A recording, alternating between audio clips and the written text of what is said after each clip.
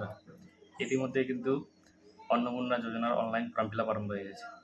তো অনলাইনে কীভাবে ফর্ম ফিল আপ করবেন এবং কী কী ডকুমেন্ট লাগবে, কী কী ডকুমেন্ট আপলোড দিতে হবে, বিস্তারিত জানবো আজকের এই ভিডিওতে। ভিডিওটি স্কিপ না করে শেষ পর্যন্ত অবশ্যই দেখবেন। আর চ্যানেলে নতুন হলে চ্যানেলটিকে সাবস্ক্রাইব করে পাশে থাকা বেল আইকনে ক্লিক করে নোটিফিকেশান অল করে দেবেন এবং ভিডিওটি ভালো লাগলে ভিডিওটি একটা লাইক এবং কমেন্ট করবেন। তো বন্ধুরা, প্রথমে বলি, অন্নপূর্ণা যোজনার যে অনলাইন ফর্ম সেটি কিন্তু হচ্ছে 5টি স্টেপে করতে হবে। তো আমি স্টেপ বাই স্টেপ দেখিয়ে দেবো কীভাবে ফর্মটি ফিল আপ করবেন।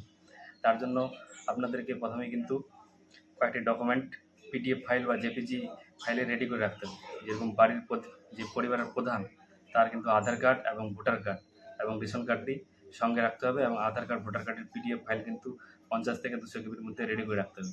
এবং বাকি সদস্যদের আধার কার্ড এবং ভোটার কার্ড সেম 50 থেকে 200 কেবির মধ্যে পিডিএফ ফাইল বা জেপিজি ফাইলে কিন্তু রেডি করে আপনারা প্রথমে রেখে দেবেন। এতে আপনাদের ফর্ম ফিল আপ করার কিন্তু সুবিধা হবে। এগুলি কিন্তু ফর্মে আপলোড দিতে হবে। তো চলুন বন্ধুরা, স্টেপ বাই স্টেপ দেখে নিই কীভাবে অন্নপূর্ণা যোজনার অনলাইন ফর্ম ফিল আপ করা যাবে। তার জন্য আমরা প্রথমে চলে আসবো অন্নপূর্ণা যোজনার যে অফিসিয়াল ওয়েবসাইট সেটিতে। এই ওয়েবসাইটের লিঙ্ক আমি ডেসক্রিপশনে দিয়ে দিচ্ছি, আপনারা চাইলে সেখান থেকে ডাইরেক্ট এই পেজে আসতে পারেন। তারপরে দেখুন এখানটায় বলা হচ্ছে সিটিজেন ফ্যামিলি লগ ইন এবং ডিপার্টমেন্ট অফিস লগ ইন। তো আমরা সিটিজেন লগ ইনে গিয়ে ক্লিক করব। সিটিজেন লগ ইনে ক্লিক করার পরে আপনার জেলা এখান থেকে আপনি নির্বাচন করে নেবেন। আমার ক্ষেত্রে উত্তর দিনাজপুর আছে, সেজন্য আমি উত্তর দিনাজপুর করে নিয়েছি। তারপরে এখানটায় 10 অঙ্কের মোবাইল নাম্বার বসাতে হবে। চেষ্টা করবেন এখানটায় পরিবারের যে প্রধান তার আধার লিঙ্কযুক্ত মোবাইল নাম্বারটি দেওয়ার। তারপরে এখানটায় যে নিচে ক্যাপচারটি শো করছে সেই ক্যাপচারটি আমরা যোগ করে বসিয়ে দেব। তারপরে রিকোয়েস্ট ওটিপিতে ক্লিক করব। রিকোয়েস্ট ওটিপিতে ক্লিক করে আপনার ফোনে একটি ওটিপি যাবে 6 সংখ্যার। সেই ওটিপিটি আমরা ওটিপির ঘরে বসিয়ে দেব। ওটিপি বসানো হয়ে গেলে দেখুন আপনাদের সামনে এই ফর্মটি ওপেন হয়ে যাবে। এখানটা দেখুন প্রথমে বলা হচ্ছে বাড়ির যে হেড বা প্রধান তার নাম, আধারে যেভাবে নামটা আছে সেইভাবে কিন্তু নামটা লিখতে হবে সেম টু সেম। তারপর ডেট অফ বার্থ, তারপরে জেন্ডার সিলেক্ট করতে হবে, মেল নাকি ফিমেল, মানে পুরুষ নাকি মহিলা। তারপরে দেখুন বলা হচ্ছে ক্যাটাগরি সিলেক্ট করতে হবে। ক্যাটাগরি সিলেক্ট করা হয়ে গেলে নিচের দিকে একটু স্ক্রল করলে দেখা যাবে কন্ট্যাক্ট নাম্বারটি এখানে কী বলা হচ্ছে দেখুন ব্র্যাকেটে লেখা আছে আধার লিঙ্ক মোবাইল নং, মানে আধারের সঙ্গে যে মোবাইল নাম্বারটি যুক্ত রয়েছে সেই মোবাইল নাম্বারটি এখানটায় বসাতে হবে। এবং সেই পরিবারে কতগুলি মেম্বার রয়েছে প্রধান সহ সেই মেম্বারের সংখ্যাটা এখানে লিখতে হবে। মেম্বারের সংখ্যাটা লেখা হয়ে গেলে দেখুন উপরের দিকে আপনি যতগুলি মেম্বার সিলেক্ট করেছেন ততগুলি মেম্বারের কিন্তু ঘর ওপেন হয়ে গেছে।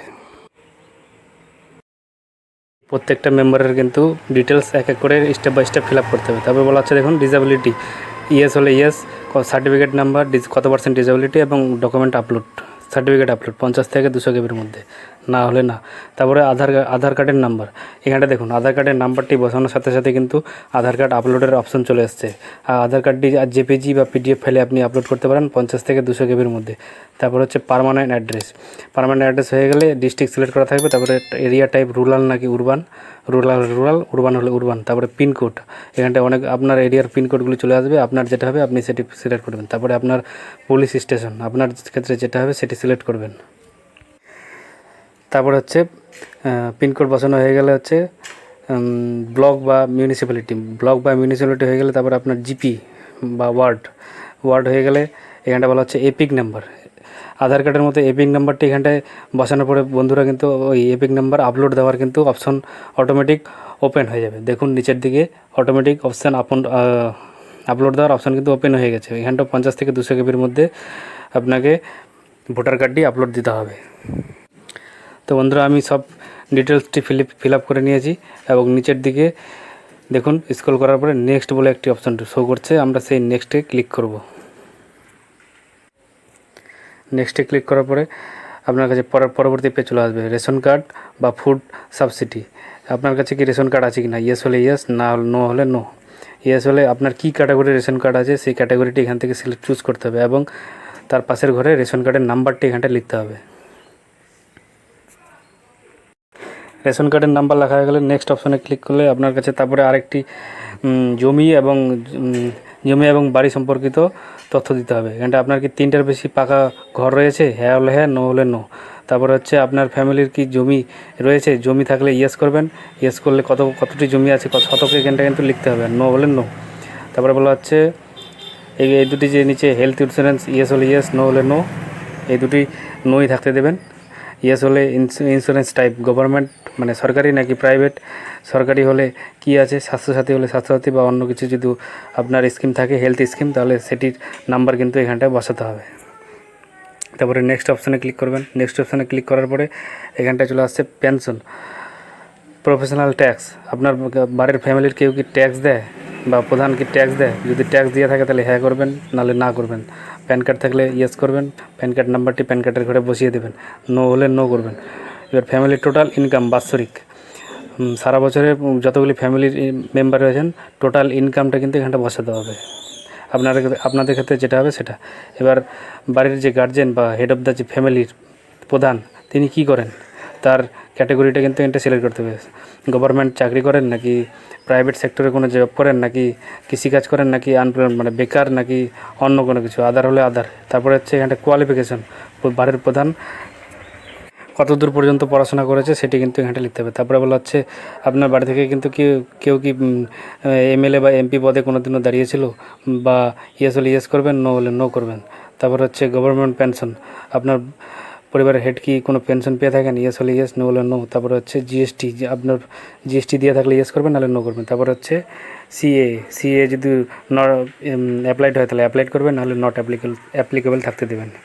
তারপরে হচ্ছে বলা হচ্ছে অপশানটি এসআইআর ট্রাইব্যুনাল, আপনার কি এসআইআর ট্রাইব্যুনাল হয়েছে, যদি হয় তাহলে ইয়েস করবেন, নাহলে নো। নো এর ঘরে ডিবিটি লিঙ্কযুক্ত অ্যাকাউন্টে কি কোনো সরকারি টাকা পায় কি না সেটির কিন্তু ডিটেলস এখানটা দিতে হবে। যদি পেয়ে থাকেন তাহলে ইয়েস করবেন, ইয়েস করার পরে এখানটায় সরকারি স্কিমগুলি প্রত্যেকটা শো করবে, আপনার ক্ষেত্রে যেটা হবে সেটি দেবেন। যদি কোনো সরকারি স্কিম না পেয়ে থাকেন তাহলে নোর ঘরে ক্লিক করবেন, নোর ঘরে ক্লিক করে এগিয়ে যাবেন।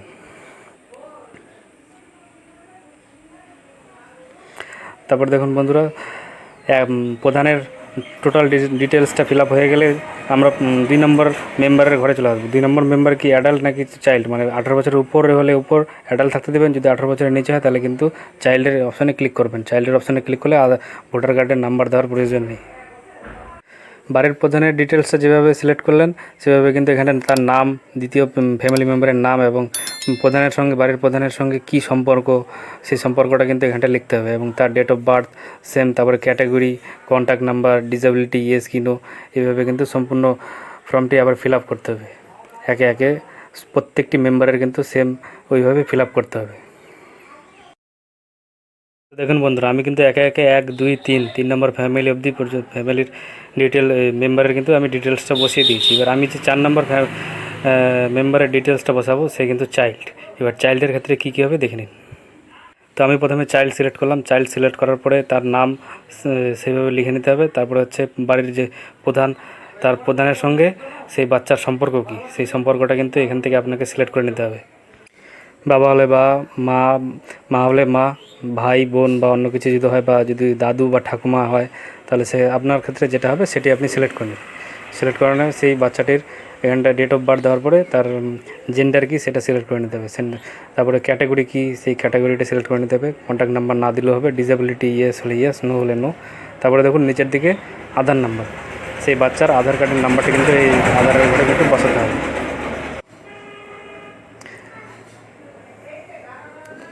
আধার কার্ডের নাম্বার বসানো হয়ে গেলে দেখুন এখানটায় আধার কার্ডের কিন্তু আধার কার্ড আপলোড দেওয়া হয়ে গেলে এখানটা দেখুন নেক্সট ক্লিক করলে ইনকাম, এমপ্লয়মেন্ট এবং এগুলি কিন্তু নট অ্যাপ্লিকেবল বলছে, মানে বাচ্চাদের ক্ষেত্রে কিন্তু এগুলি দিতে হবে না। তো আমরা এগুলি কোনো কিছু না দিয়ে নেক্সটে ক্লিক করব। নেক্সটে ক্লিক করলে দেখুন এখানটায় সিএ, তারপরে 2026 এসআইআর ডিটেলস আছে, ডিবিটির মাধ্যমে কোনো সরকারি স্কিমের টাকা পয়সা পায় কি না সেটি ইয়েস হলে ইয়েস করবেন, নো হলে নো থাকতে দেবেন। তারপরে হচ্ছে নেক্সটের ঘরে ক্লিক করবেন। নেক্সটে ক্লিক করার পরে সেই বাচ্চাটি পড়াশোনা করে কি না তার ডিটেলসটা কিন্তু এখানটা দিতে হবে। সেই বাচ্চাটি কিসে পড়ে, প্রি প্রাইমারি, নার্সারি, কেজি নাকি ক্লাস 1 2 3 4 করে অনেকগুলি অপশান দেওয়া আছে, নাকি 12 নাকি পড়াশোনা করে না। যদি না করে তাহলে না এর ঘরে ক্লিক করবেন, আর যদি অন্য কোনো কিছু হয় তাহলে আদার্সে ক্লিক করবেন। তো আপনাদের ক্ষেত্রে যেটা হবে সেটি বসিয়ে দেবেন। তারপর হচ্ছে যদি পড়াশোনা করে তাহলে কোন স্কুলে, সেই স্কুলের নাম কিন্তু এখানটায় লিখতে হবে, এন্ট্রি করতে হবে। স্কুলের নাম লেখা হয়ে গেলে স্কুল টাইপ, মানে সরকারি স্কুল নাকি প্রাইভেট স্কুল নাকি মাদ্রাসা বা অন্য কিছু হলে যেটি আপনার ক্ষেত্রে প্রযোজ্য হবে আপনি সেটি এখানটা সিলেক্ট করবেন। দেখুন বন্ধুরা, আমি কিন্তু এক এক করে সব ফ্যামিলির মেম্বারের ডিটেলসটা কিন্তু অ্যাড করে দিয়েছি।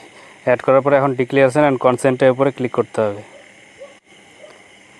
কনসেন্টের উপরে ক্লিক করার পরে দেখুন এখানটায় এডিট ডিসক্লেমার শো হচ্ছে। এই টিক চিহ্ন, এই ঘরে টিক চিহ্ন দিয়ে সাবমিট অ্যাপ্লিকেশনে ক্লিক করলে কিন্তু অ্যাপ্লিকেশনটি সাবমিট হয়ে যাবে। তো আমি সাবমিট করে দিচ্ছি অ্যাপ্লিকেশনটি। অ্যাপ্লিকেশনটি সাবমিট হয়ে গেলে আপনাদের কাছে অ্যাপ্লিকেশন বা আবেদন নাম্বারটি কিন্তু জেনারেট হয়ে যাবে। তো আশা করি বন্ধুরা ভিডিওটি আপনারা সবাই বুঝতে পেরেছেন কীভাবে অনলাইনে অন্নপূর্ণা যোজনার অনলাইন ফর্ম ফিল আপ করতে হবে। যদি কারো কোনো সমস্যা হয় বা কোনো যদি প্রশ্ন থাকে তাহলে কমেন্ট বক্সে অবশ্যই কমেন্ট করতে পারেন, আমি তার উত্তর দিয়ে দেব। তো আজকে এই পর্যন্তই, দেখা হবে পরবর্তী ভিডিওতে। ধন্যবাদ।